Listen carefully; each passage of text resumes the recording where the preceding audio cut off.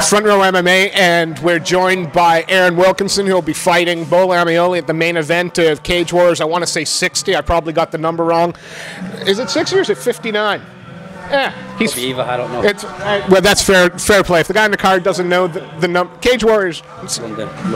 In London, October 5th, I think. That's, you know, first off, I think Bola's coming in with a lot of hype after the Tough Smashes and, you know, the Bama fight that didn't happen, and then his Cage Warriors debut. But people might tend to forget, I think, that you're also a form of tough. You know, you went there. What was that experience like from you, and what did you take from it? Obviously, always a great experience. You know, I think I made a lot of improvements when I went to America, wrestling-wise especially. I just learned a lot about myself in there. That I wanted to fight a lot more like the weight class. I can't make 70 kilos anymore now. And when I was making 70 kilos, I was doing it the wrong way. Not in that I knew I was doing it the wrong way. It was a choice of mine. But I know that, you know, I knew from the show that how much heart I had, and you know that I wanted it a lot more than some of the guys say they want it. And you know, like now, for example, now it's only 2 years ago, and now I'm walking around at say 93, 94 kilos, the same as I was back then. I was walking around 90, but I had to kill myself to get down to the weight and in the house I was walking around at 73, and I got took out. I had 2 fights in the first 2 weeks, and then I'd lost, so obviously I was out, but I waited. I knew I was going to get the wild card, or I got told I was getting the wild card if it came up, so I had to carry on dieting. Well, I say dieting, I just didn't really eat. I was fasting more or less, and so I spent a lot of time in the house just surviving more than anything else, making it through the show and then getting back on. I got myself back on the show, and I think, to be honest, the way the diet went, it sort of made my fights on the show not as good as I didn't really get to show how good I could be and my ability that I've got, just because I wanted to be on the show so much, and I took it at 70. But you know, now I've came out of the show, I've settled at 77, which is my proper weight class. I feel better at the weight class, stronger, fitter. Obviously I'm still with Wolf Slayer Management, but now the gym's gone and moved over with Carl's at SBG, and I just think I'm a totally different fighter. I've got a lot of experience. I've been around for a long time, probably a lot, you know, before Bola was probably training MMA, I was fighting MMA, and I just, you know, think maybe that's going to give me the edge in the fight, but we shall see. You know, again, a lot of people know Bola from, you know, UC MMA, but also from the Tough Smashes. As his opponent, where do you see his biggest strengths, and are there gaps there that you can exploit without giving too much away? Of course. I think Bola's biggest strength is, you know, he's a great athlete. He's quite big for the weight. He seems quite tall. He obviously, you know, he's strong. He seems fast, quite athletic. He seems like a decent guy. You know, I'm not going to start badmouthing him, but I just think there's certain parts of his game. There's not any one part that particularly stands out. Like his striking is decent, his jiu-jitsu seems good, his wrestling.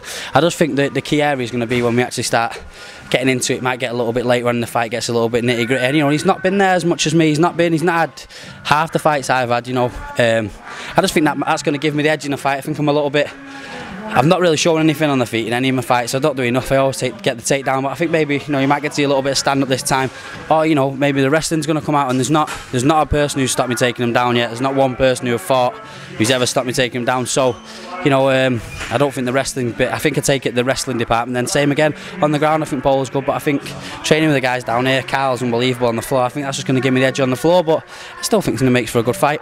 He's obviously well known for the power in his striking. You know, he's got some good kicks. He's got some great boxing. How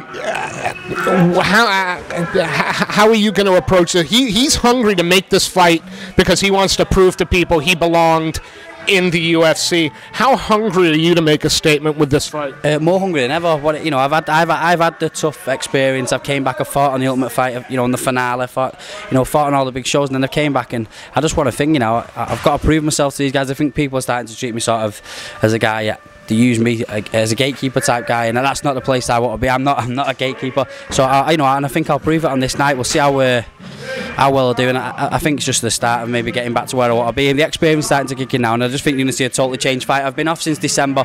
I fought in December, showed a lot of different ground game that I've done, but I just fought a stupid fight. I didn't really turn up on the night. It was a fight I reckon I could have won against Alan. He's a great fighter, Alan Johnson, but I don't think it was one I should have lost. It was my own fault. The way I fought off my back, and I showed off a load of new stuff I'd done, but it didn't really play out. You don't fight off your back. It's not 1993.